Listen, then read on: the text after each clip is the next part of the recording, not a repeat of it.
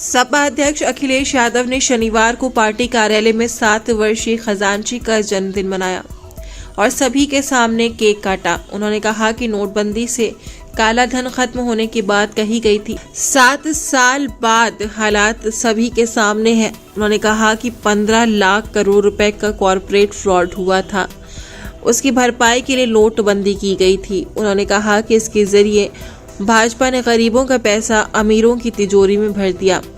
इस दौरान नोटबंदी की लाइन में पैदा हुए खजांची का जन्मदिन हम लोग मनाते हैं।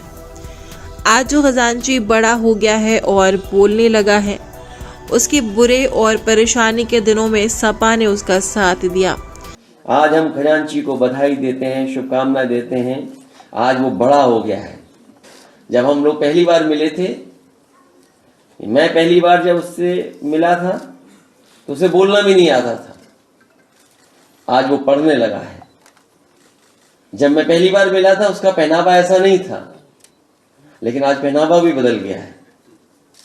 ये अगर किसी ने ख्याल रखा है उसके बुरे दिन में, उसके तकलीफों के दिन में, परेशानी के दिनों में अगर कोई उनके साथ खड़ा रहा है तो समाजवादी पार्टी और समाजवादी लोग खड़े रहे उसके साथ। बता दें कि 8 नवंबर 2016 को केंद्र की मोदी सरकार ने नोटबंदी का ऐलान किया था। घोषणा के बाद 1000 और 500 के नोट चलन से बाहर हो गए। दावा किया गया था कि इससे काला धन समाप्त हो जाएगा। अखिलेश यादव ने कहा कि आंकड़े बताते हैं कि कैश लेन देन कम होने के बजाय 33 लाख करोड़ हो गया। जहां 18% GST है, वहां कैश में लेन देन ही हो रहा है। भाजपा के लोगों ने अयोध्या में जमीन खरीदने के लिए रजिस्ट्री करवाई, वो भी कैश में ही है। नोटबंदी में जितना पैसा निकला उसे सपा का बताया गया। कानपुर इत्र कारोबारी के घर का पैसा सपा का बताया गया। आज हमें पैसे की सख्त जरूरत है, उसे वापस कर दो।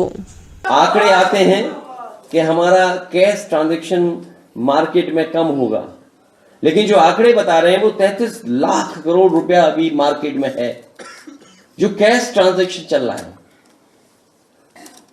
तो उसका असर देखिए आप। बीजेपी हो सकता है कह दे कि अर्थव्यवस्था बेहतर हो गई, लेकिन जो उन्होंने सपना दिखाया था डिजिटल ट्रांजैक्शन का, आज लोग वो आंकड़े कुछ भी बोलें, लेकिन अगर 33 लाख आंकड़े का ये जो कैश ट्रांजैक्शन चल रहा है तो इसका मतलब ये है कि लोग लेन देन कैश में ज्यादा कर रहे हैं। और ज्यादातर जहां 18% GST है वहां तो जरूर लेन देन कैश से ही हो रहा है। जमीनों का खरीदारी भी कैश से ही हो रही है आजकल, और उसका उदाहरण है अयोध्या। उदाहरण है। आज भी बीजेपी से पूछिए कि किन किन लोगों की रजिस्ट्रियां हुई हैं, वो बताने के लिए तैयार नहीं है। क्योंकि सबसे ज्यादा रजिस्ट्रियां अगर किसी ने की हैं तो बीजेपी के लोगों ने कराई।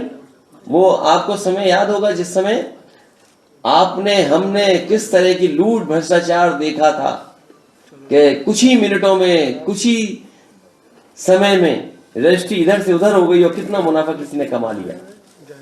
आज के दिन जब नोटबंदी के दिनों को हम याद कर रहे हैं, खजांची को बधाई दे रहे हैं, हम वो दिन भी नहीं भूले हैं जिस दिन न जाने कितना पैसा किसी के घर में निकला था और कहा यह गया था कि समाजवादियों का है।